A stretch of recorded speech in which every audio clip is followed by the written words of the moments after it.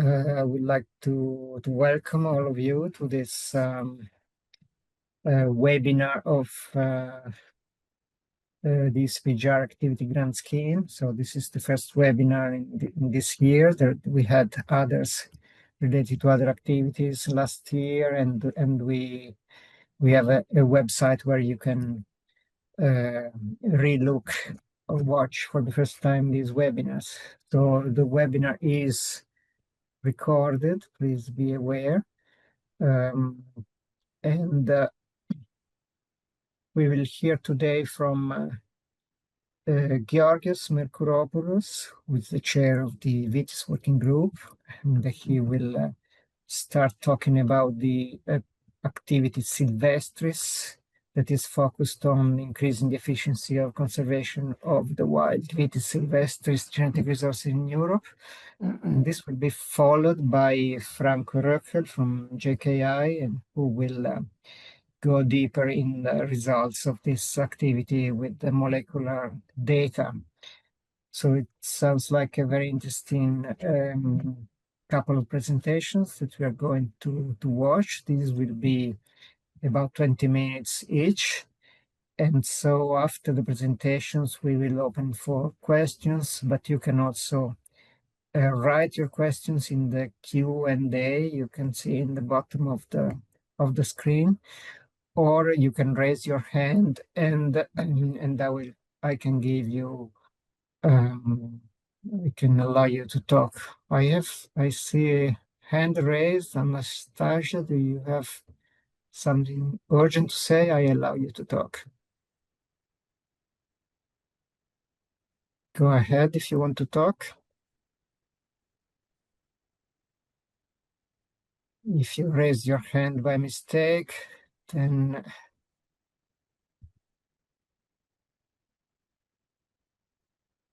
I cannot hear you. Okay, so we will proceed then with the first presentation by Georgios. Georgios, you have the floor.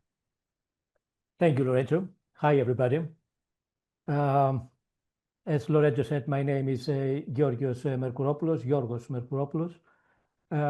and I want to start my presentation with two things. First, to really thank everybody of you that is here today. You're sharing your time with this project of ours.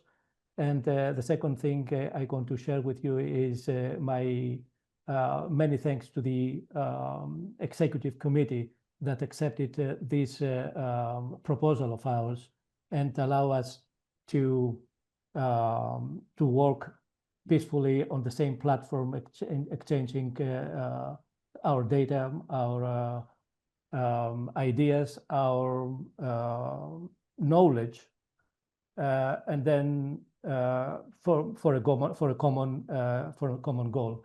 Having said that, I would start sharing my presentation.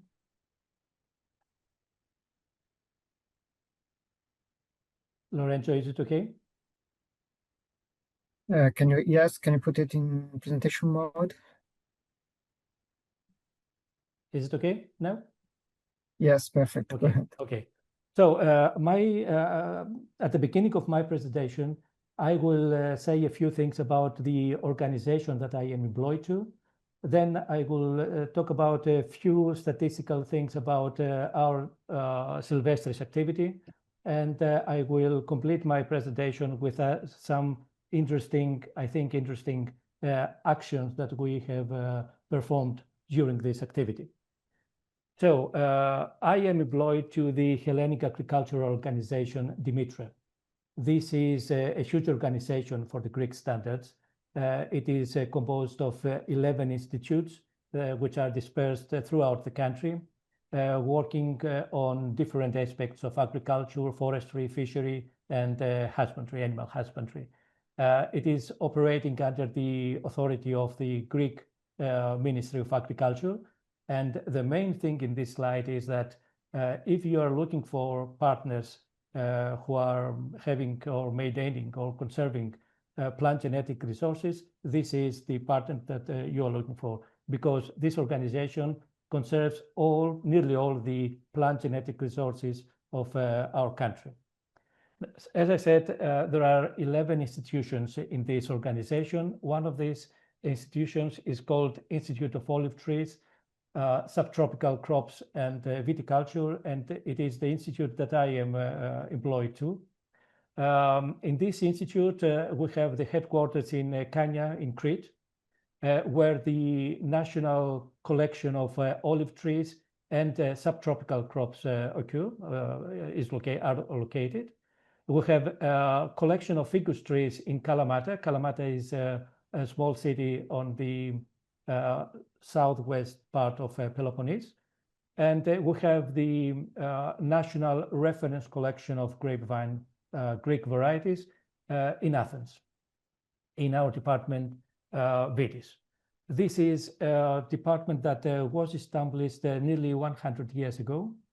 There have been a lot of periods, different periods during this 100 period life.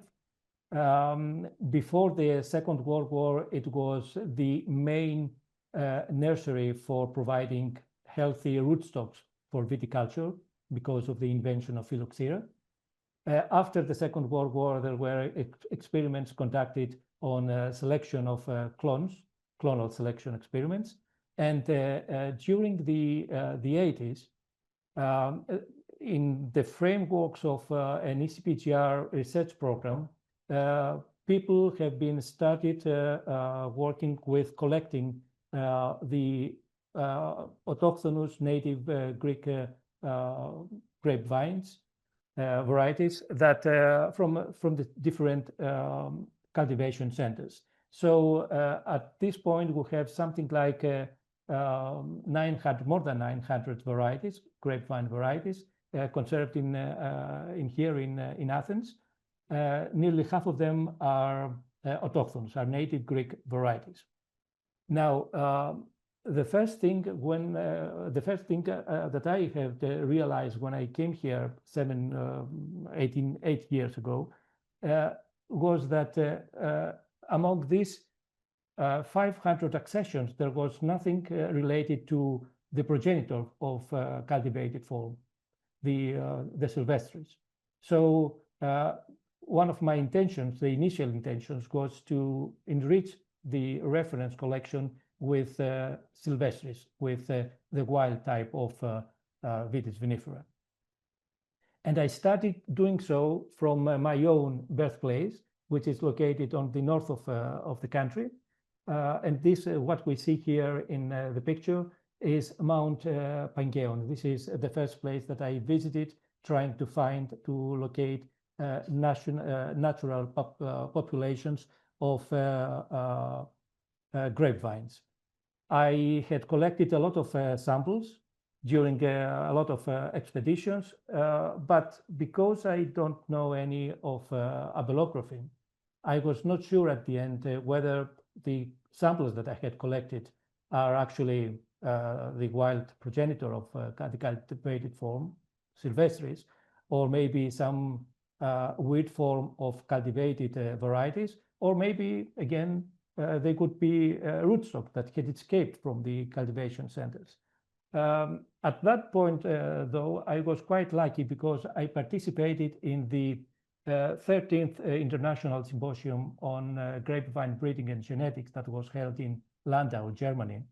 And on the side of this symposium, there was a workshop organized by Erika Maul and Franco Röckel, and that symposium, that workshop was especially on Sylvestris. So all the people, all the laboratories from around Europe that are working with Sylvestris were there. I showed them the photographs I had collected from my expedition to Mount Pangaeon, and the majority of them agreed that at least some of the samples that I had collected are actually Sylvestris. So the next day, during the afternoon outdoors barbecue party that was held in Julius Kühn-Institut, it was almost spontaneous, the idea of proposing some proposal working on Sylvestris. I was talking with Erika Maul and Franco Röckel, and we decided that ECPGR could provide the perfect platform for this kind of activities. So I wrote the proposal. I had the full support of all the members of the Vitis group, submitted the proposal, and happily enough, this was accepted by the executive committee at the beginning of February 2022. In the meantime, however, we had a second workshop that was held again in Julius premises. That was only to a closed number of people, colleagues. We see these colleagues in this photograph here. And it was the first time that we put our molecular data together and left it to Franco and Erika for the analysis to occur.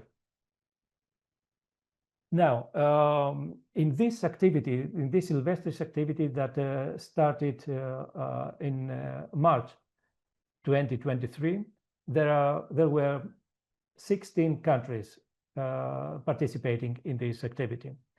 More than 30 individuals, more than 30 scientists that were at some point of their career specialized in the study of Sylvestris. We see the names here.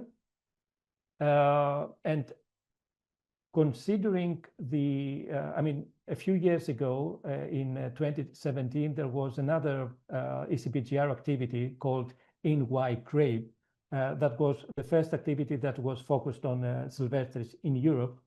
And comparing to the In-Wild Grape, our activity, we see that it has been expanded towards the east. And that was one of our initial intentions, to attract people, countries, member countries from the eastern part of Europe that did not participate in the previous ECPGR activity in wild grape. And we see at least 4 country members, starting from the east, Georgia, Turkey, Romania, and Greece, that participated for first time on this kind of activities. During these activities, we have localized new natural populations in the Balkans, in Turkey, Asia Minor, and also additional populations in Iberic Peninsula. And we all collected our data, molecular data on different, on a variety of different SSR markers. That was a joint contribution, and we left this information to Franco and Erika to analyze all this data. At the end of this activity, we upgraded the Sylvestris-related bibliography, and as we can see in this chart, the last 15 years there is a boom on this activity, reflecting the interest that is on Sylvestris studies around the globe. We have contributed to this bibliography with 2 publications, one conducted and already presented by Franco in a congress in 6 months ago, in October 2024, and the second one where we analyze molecularly the samples that we have collected and working on from Mount Pangaeon. Right. What the final part of my presentation would be about some activities that have taken part during the Sylvestris activity, and these activities, one of these activities is the in-person meeting that we had in Kavala. Kavala is a small city on the north of the country, very close to Mountain Pangaeon, where I got the very first samples of Sylvestris. And what we can see here in this photograph, in this slide, is all the Vitis group watching the presentations we had presented during the first day of the meeting. The interesting part of this meeting was that there were representatives of the archaeological society, the local archaeological society. All these ladies in the front row are archaeologists from the local community. And why have they been interested in our presentations?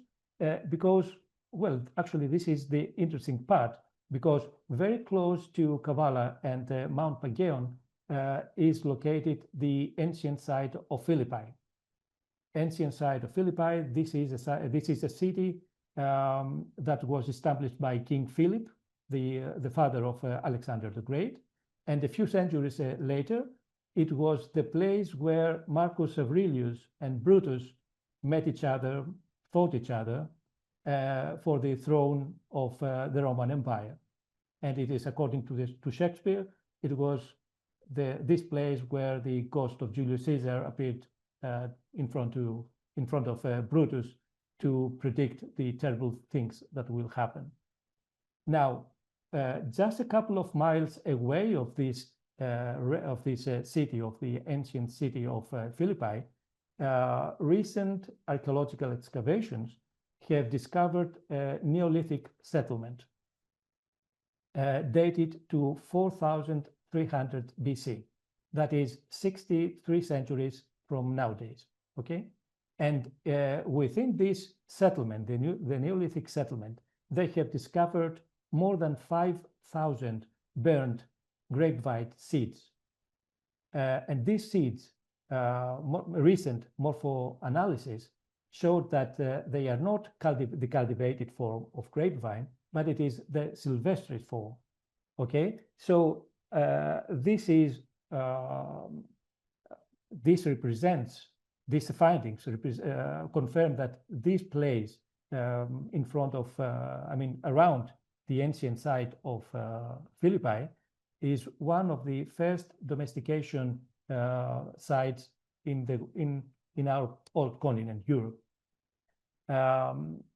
Okay, this was the first day of the presentation. The second day, we visited the natural populations that I had localized on Mount Pagaeon and on the valley that lies before this mountain. And at the end of the day, we visited the Neolithic settlement. We had a tour by the head of the Archaeological Society. You can see her here on the left. And we had the unique opportunity to go into the storage rooms.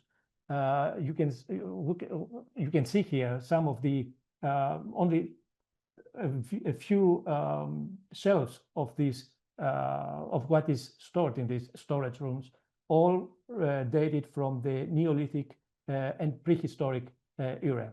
I think, and this place is not available to the public. It was opened just for the ECPGR Sylvestris activity. So we were really grateful to the archaeologists that were so supportive to our activities.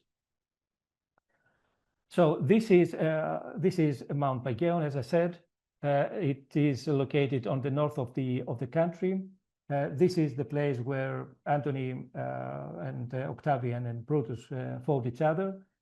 What is more interesting, according to my understanding, is that this is a place that this is a mythical place.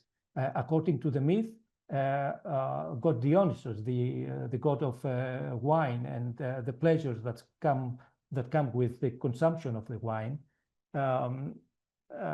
was raised up. I mean, on the slopes of this mountain, according to the myth, God Dionysus grew up, and he was partying with his followers, the Menans and the Satyrs. And at one point, he came in conflict with the local king Lycurgus of Idones. Idones were the tribes that were living on the north side of Mount Pagaeon. And according to one interpretation of the myth, King Lycurgus of Idones represented the state, the rules, and our obedience to, we have to obey the rules in order to have a society. On the other side, King Dionysus, God Dionysus, represented liberation and ecstasy and the danger of losing control of ourselves and therefore not obeying the laws. So these opposing forces came in conflict. As the outcome of this conflict, God Dionysus left this place, abandoned this place, migrated to the southern part of Greece, where he became one of the most popular gods of ancient Greek world. But before he left the place, he got his revenge. He transformed the only son of King Lycurgus to a vine. So when the king saw the vine, he cut it off, slaughtering his own son. Okay. So in my understanding, this is a unique place because we have the archaeological confirmation of a myth that existed in this place for many years, for many thousands of years. And there are not so many places around according to my knowledge, there are not so many places on Earth where you can have the myth and the confirmation of the myth by modern science. Lorenzo, this is all I had prepared for this presentation. I left all the scientific part for Franco. I want to thank you again, all of you, for being here for us today. Thank you. Thank you very much, Georgios, for this fascinating presentation and introduction to the results of the molecular study that we will hear now from Franco. You can, Franco, share your screen. Yeah.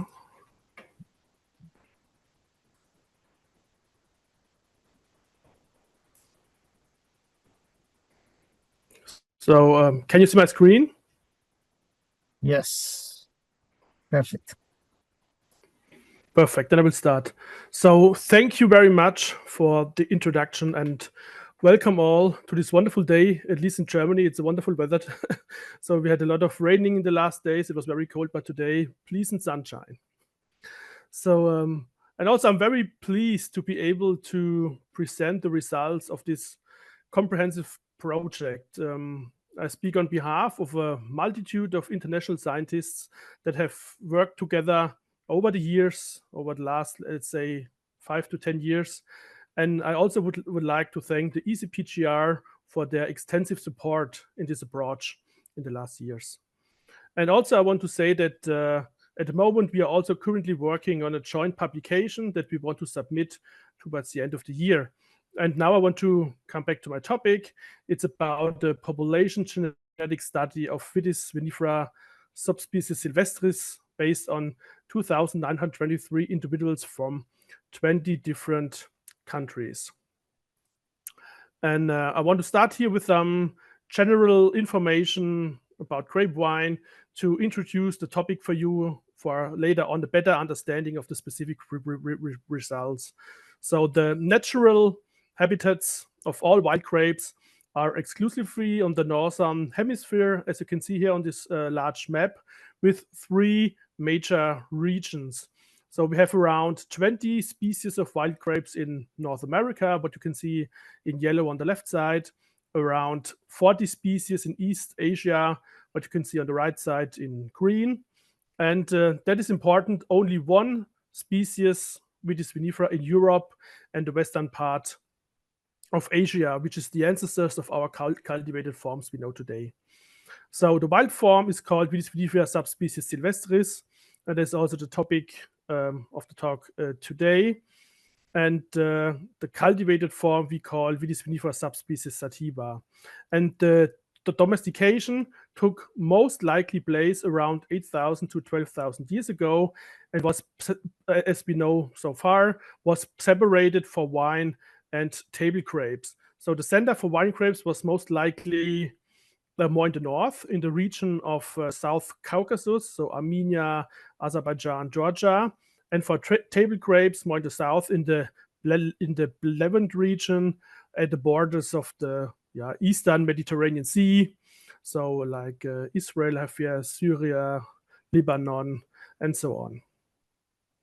So the resulting cultivated grape wines were then spread from there to the west over the millennia, also with the different cultures, with the different tribes, and then are also crossed with local grape wines, local wild grape wines, for a better climate adaptation.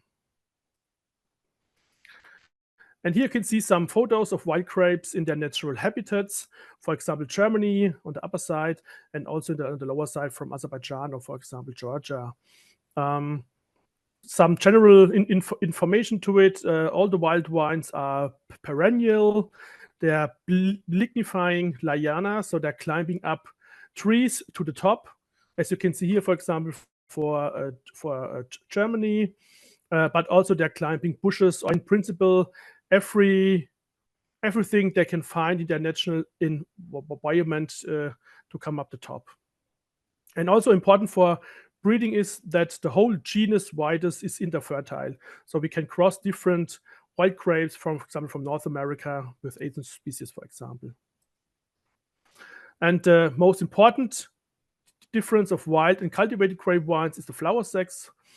So the wild grapes are all dioecious, so you have separated male plants that are bearing no fruits, and female plants with fruits, whereas our cultivated forms are mainly hermaphrodite that can pollinate themselves, and a minor amount, of course, of female flowered cultivars that need to be pollinated by nearby plants then to bear fruits.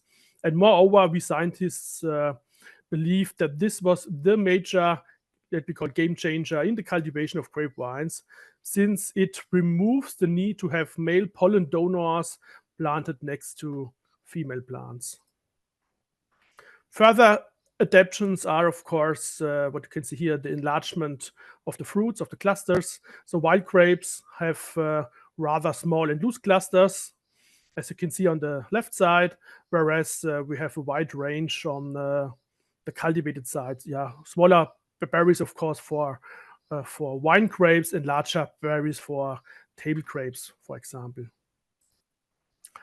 Another adaptation, so the wild grapes are all exclusively blue-black berried, so they are homozygous. And on the other side, we have also a huge range of color, of berry color in the cultivated forms, starting from green, yellow, up to rose, red, purple. We have gray, and up to blue-black. So to sum up this little bit, and I want to come up to our topic then, our activity. So the genetic diversity of grape wine was enormous in the past. However, over the last centuries, due to civilization measures, overgrazing was also a big topic, environmental disasters, and much more, led to a loss of these natural habitats, and thereby the reduction of the diversity of wild grape wines, but also of our cultivated forms or local biotypes. So we have, in general, a huge loss here of biodiversity. And this is leading to our main objectives within this initiative. So we want to determine the genetic diversity of our Sylvestris populations on a large scale. We want to decipher the genetic relationships between these different genetic groups and infer, of course, bottlenecks and genetic drift, with the overall main goal that is to preserve the ancestors of our cultivated grape vines, the Vitis sylvestris. And the starting point, can you see here on this map? You have seen it before in the talk of Georgios. This was the starting point. So in the European Vitis database, we have a referenced map with known locations of natural Sylvestris populations of Europe and East Asia. And we also updated this list in the last project, and this was the starting point to gather genetic data from these publications. So based on that, we compiled every possible SSR marker data set that was already published and added non-published analysis from within our group to the largest and most comprehensive data set worldwide so far. So we have now the genetic data from 20 SSR markers of nearly 3,000 individual Sylvestris plants from 20 different countries. That was the basis then for our further population genetic analysis. And here you can see the different sources, where they were coming from different countries, and if the data sets were already published or then not, for example. So this was the basis. And here you can see a map with the different sample sizes by country. So just the data seen before plotted on the map. So we have data from Portugal in the west to Azerbaijan in the east, and also from North Africa, so the complete Maghreb region, to Germany, the most northern population of Vitis Sylvestris. So we have a great representation covering nearly all the natural habitats of Vitis Sylvestris from the 20 different countries. And now to the results of our work. Here you can see a figure from a recent study published in Science in 2023, where most of the people of our group were already part of it. So we identified 4 genetic groups that you can see here, 2 Western and 2 Eastern, but we already had a large blind spot between them here in the Mediterranean region. So from Turkey, Greece, Italy, where we just had no data. And now we could close this gap and could identify that there is most likely a 5th genetic group in that specific region that was missing before. So in here you can see a structure analysis for the best possible genetic group size 5 from our data set. So this bar plot displays the admixture proportions of each accession represented by a single vertical bar divided into the 5 different color segments for each genetic group, meaning that individuals with matching colors are more related to each other compared then, of course, to other ones. And then we translated this analysis, because this is not really handy, to a geographical map, so we get a uniform and logical representation of these groups in their larger areas. So at first we could confirm the already described groups, so the 2 in the east, the South Caucasus and the Near East group, and the 2 in the west, so the Northern East European group, and also the West European group that also could be extended to North Africa. So that was also, again, the second blind spot. And the 5th group we could identify is located in the center of the other genetic groups and comprises the regions of Central South Europe, more dedicated, of course, then to the Mediterranean Sea, like Italy, Greece, Turkey, for example. And to further explore our data set, and that is for me the most important result, we applied a remixture analysis, which basically measures the genetic overlap of every single focal region. So you choose always a specific region, and this region, or in our context it's a country, is then compared with every other region in your data set. And the more black a circle is and the more intense black a connection between countries is, the more the genetic diversity is shared between these 2 samples. And by that, we could draw 3 major suggestions from our Sylvestris data. So the first one is that the European regions share genetic diversity a lot. What you can see here in what you can see here as an example for France, for example. So with these intense black lines and black circles, you can see that they share genetic diversity a lot. And the second part is there is little sharing among the eastern regions, like South Caucasus, for example, or the Near East. What you can see here on the left bottom side. And also they have much unique diversity in each specific region. So instead, the western parts are more closely or more likely to each other, and the eastern parts, in that case, are not. And the third suggestion is the small amount of overlap that we see between the Western and the Eastern diversity pools is then, of course, which is pretty logical, is contributed to the most Mediterranean regions like the African countries, but also Italy, Turkey, Greece. So these were the major findings about the genetic diversity from our data set.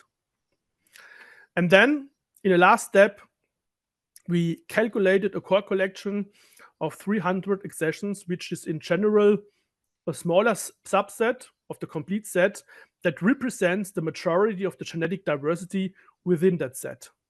So it aims to minimize the genetic overlap while retaining the highest possible level of genetic diversity, making it a valuable tool for research, breeding, in our case also the conservation.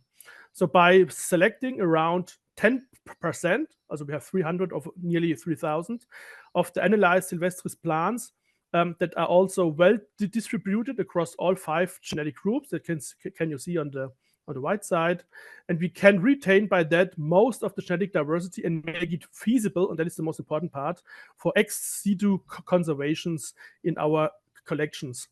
And of course, the main problem now will be to figure out which plants or which plant material is still alive, because some studies are older than 10 years old and we don't know if the plants are still alive.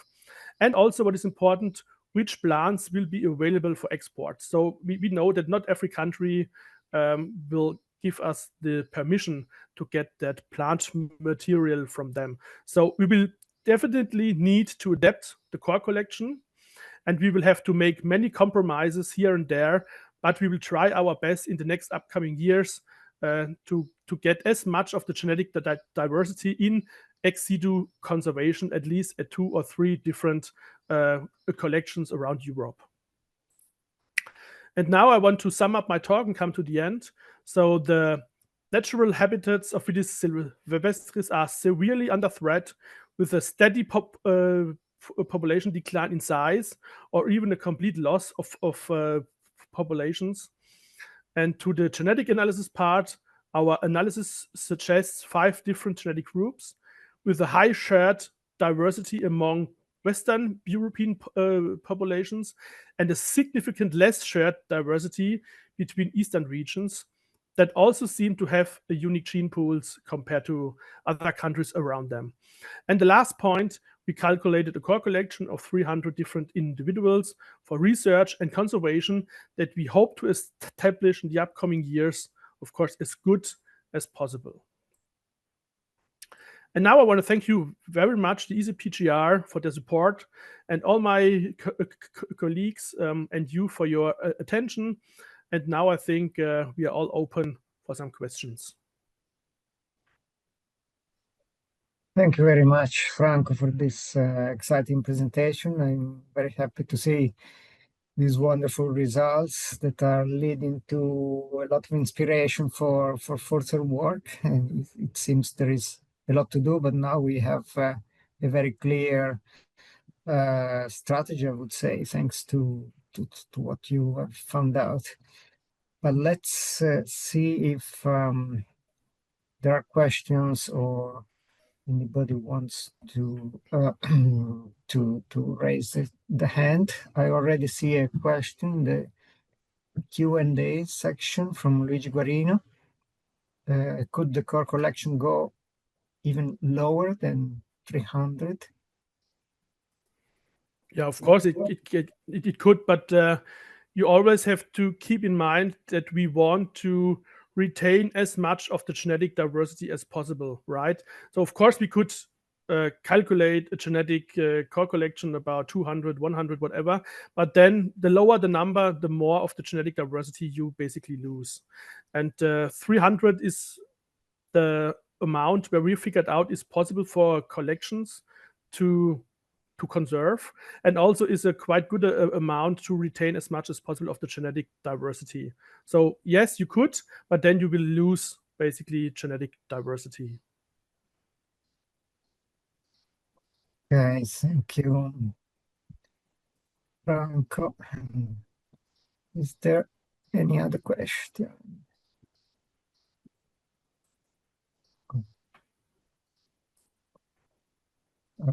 Again, Luigi is asking what is the most diverse geographical area? Yeah, what we see here is the region of the South Caucasus.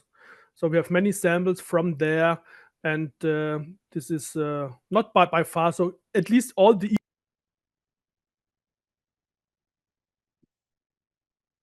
Sorry, Franco, you are muted for some reason now. Can you unmute?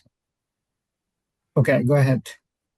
Okay, I just want to say all the eastern regions, they have the most the most genetic diversity, and especially the regions in the South Caucasus, they have a large genetic diversity with a unique gene pool, and yeah, that's by far.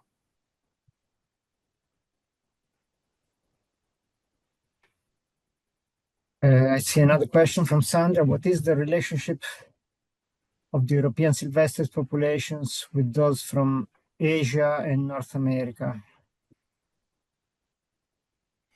That was not done so far. So we don't have large genetic data, SSR data from populations from North America, from different species. So no data so far was tested, because I think there is no population data from other species from North America, I think, on a larger scale, of course. And I see another question from Michael Antofie. Congratulations for the event and both presentations. I'm from Romania, and I know that we had in our archaeological excavations also seeds from Vitis older than 4,000 years ago. I don't know if you want to comment on this. So, Georgios, that's most likely a question for you to answer. Or it's not really a question, right? It's just a comment. Yeah. Okay, let's go to the next question from Maria Antonietta Palombi. Has the possibility of having replicas of the collection in the countries involved being considered? Yeah, also there are countries that already have replicas in their specific collections, but not all countries. So that depends on the countryside. For example, for Germany, we have one remaining Sylvestris population that is completely duplicated for safety reasons at two specific locations, but that does not apply for every country. Yes, concerning Greece, this is the first time that we are establishing a collection of wild Sylvestris, and this is in Athens, with the intention of having a copy collection in Thessaloniki, which is on the northern part of the country. Okay, I wish to also comment on this, that your presentation shows that in the countries there is a need to being alerted and conserve this material that you have identified, and so if possible to strengthen the in situ conservation as well as to bring the material in the collections internally, as long as it will not be possible to transfer the same to other countries. But they alert me that I missed one question from Oz Barazzani. The question is, did you include land races in the analysis to infer on the genetic bottleneck and the magnitude of genetic diversity in Sylvestris? Yes, so at the beginning, not for the latest data sets, but at the beginning with around 1,000, 2,000 samples, we included many different land races to get a better picture of different allele frequencies of the different populations, and thereby we included some specific land races from the different countries to make sure that also we have pure Sylvestris and not some ferals, hybrids or whatever. So this was basically done, but not now in the end with the complete data set. That is something we'll most likely do while writing the publication. But at the beginning, for like half of the data set, it was basically done, yeah. And there is a question from Roberto Bacciglieri that you show the figure with the sharp decrease in diversity in Sylvestris along the centuries. Is this based on measured data, or which ones? It is not. Also, this figure is from Erika. I think it's not measured data, it's just historical data. So we know that around 150 to 200 years ago, there were many civilization methods, many things that happened that decreased the natural habitats. So it's not measured, it's historical data we know from different European countries. So it's more like an estimation. Okay.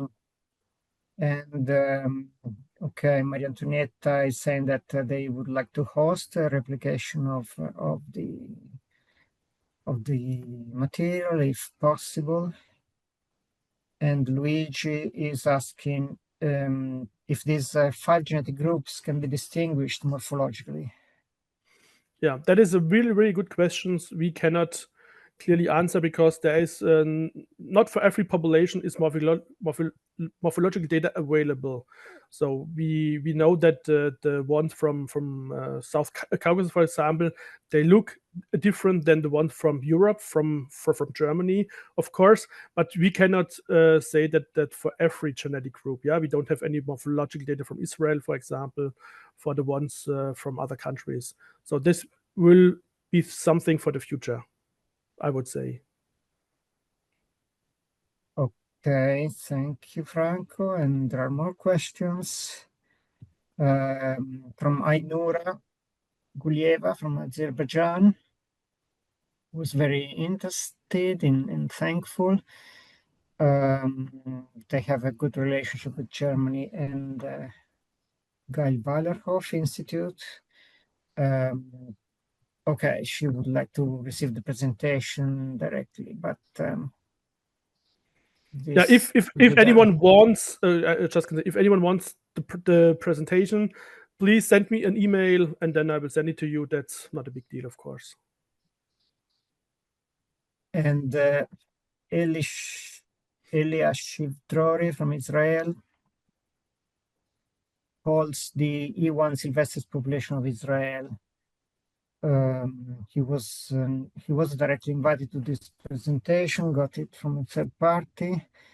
Okay, you would like to be including more in further invitations and available for collaboration in this project. So Elishav Drori, for your information, Franco and Georgios. Ots Barzal is asking, does in situ conservation is also considered? What exactly do you mean with in situ? Yes, at least for Germany, I can say we have now strict rules. It's a natural reserve program to preserve our Sylvestris population in situ and also ex situ for conservation. But I cannot speak it on a large scale for other countries. So there are countries with activities, different approaches for in situ conservation, but not all. That's it. So some yes, some no. Okay, thank you very much, Frank. I do not see other questions.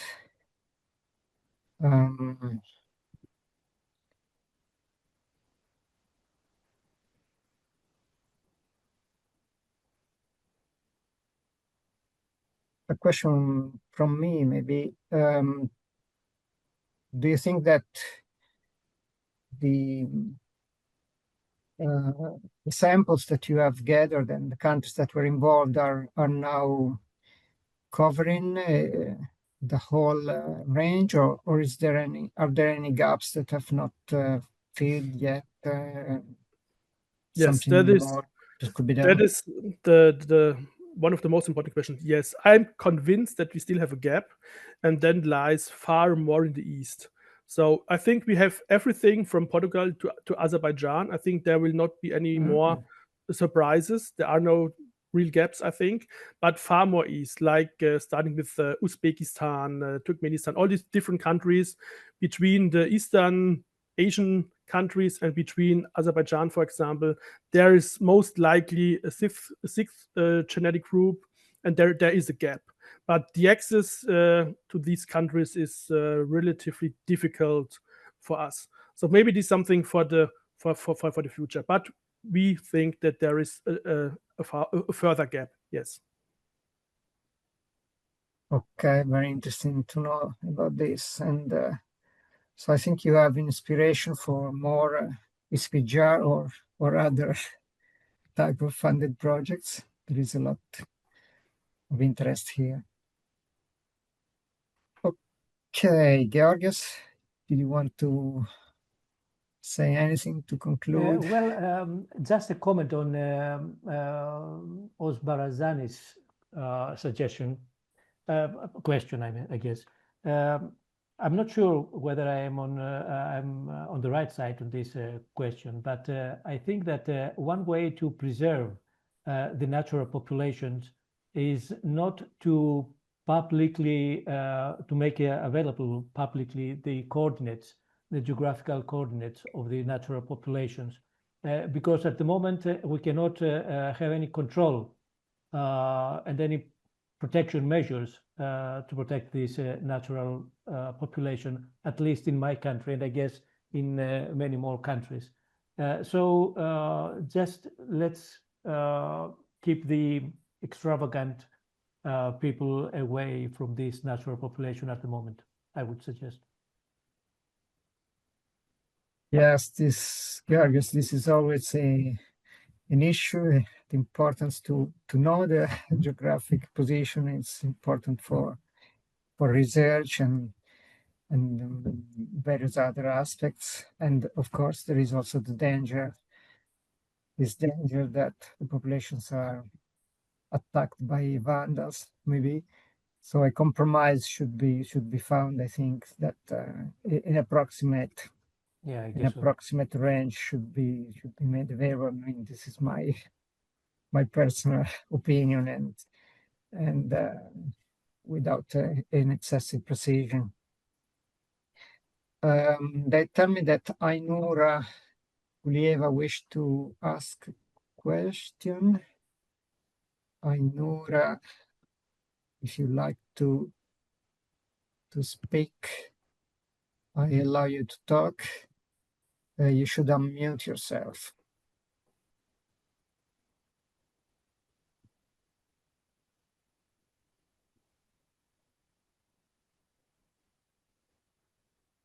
Or you can write the question in the Q&A if you can't speak. Okay, no. I know. Okay, go ahead. Yes, go ahead.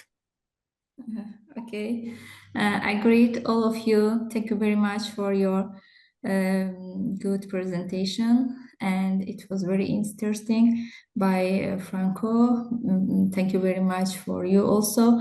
You know, we have a good relationship with Germany, with Kühn-Institut, and we have done together a lot of analyses, and it was very productive for us, and all of these data are included in OIV basis.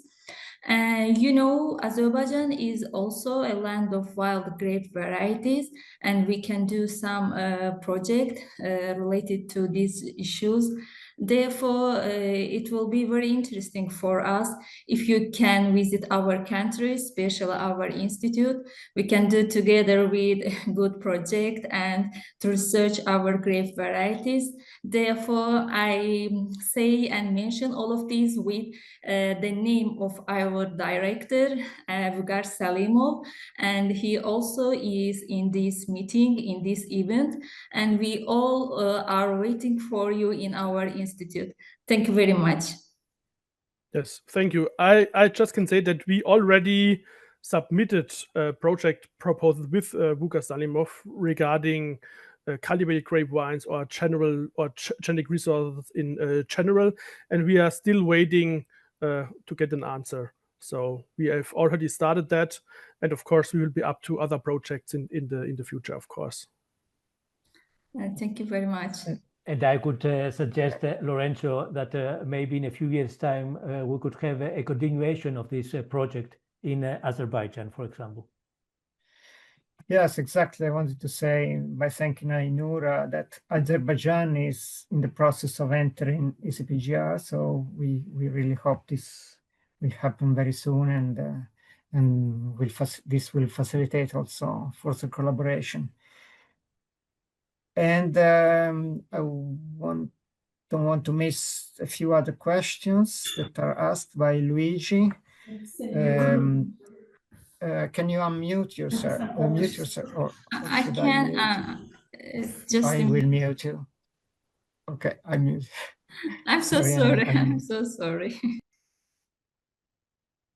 I was reading the questions from Luigi. Do you collaborate with the Vitis group in the United States, where there are multiple institutions? And also, if it would be possible to analyze historical herbarium specimens to see if there has been genetic change.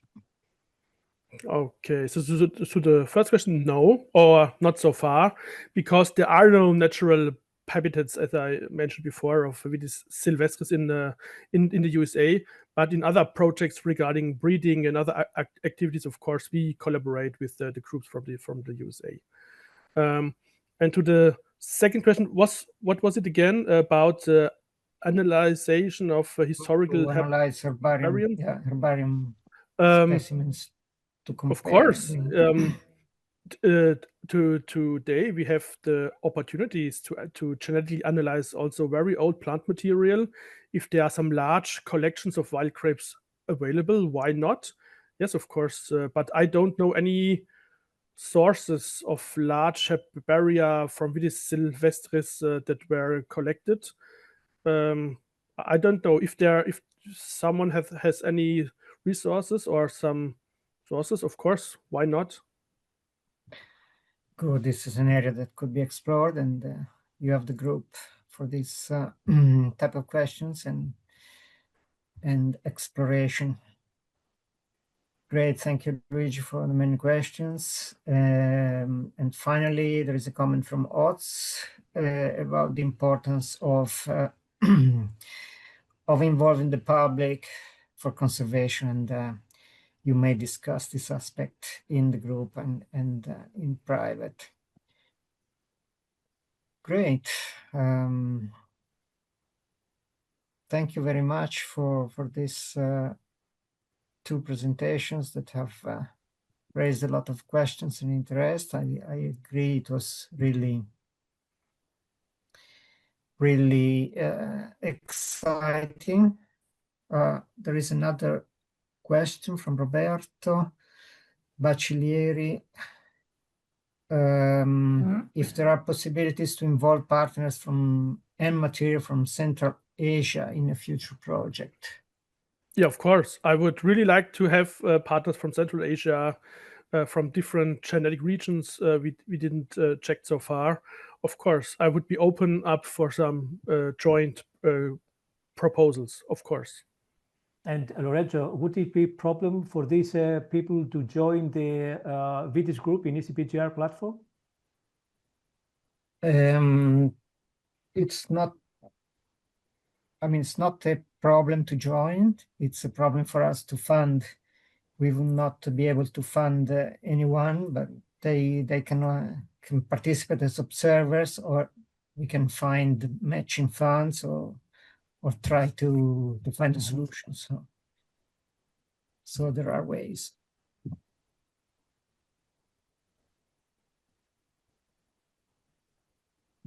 Great. Okay, I think we can conclude this webinar, and let me thank very much all of you that participated and asked many interesting questions.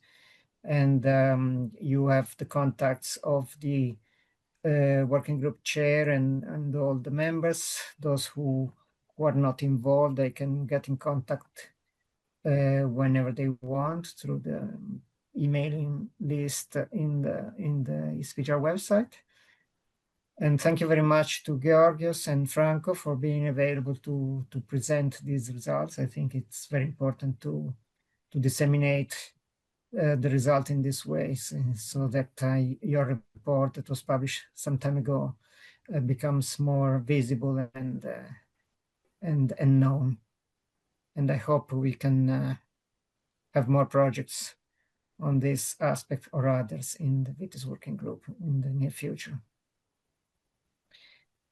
So thank you very much. I'm closing the session here, and we will remain in contact. Thank you very much. Okay, thank you.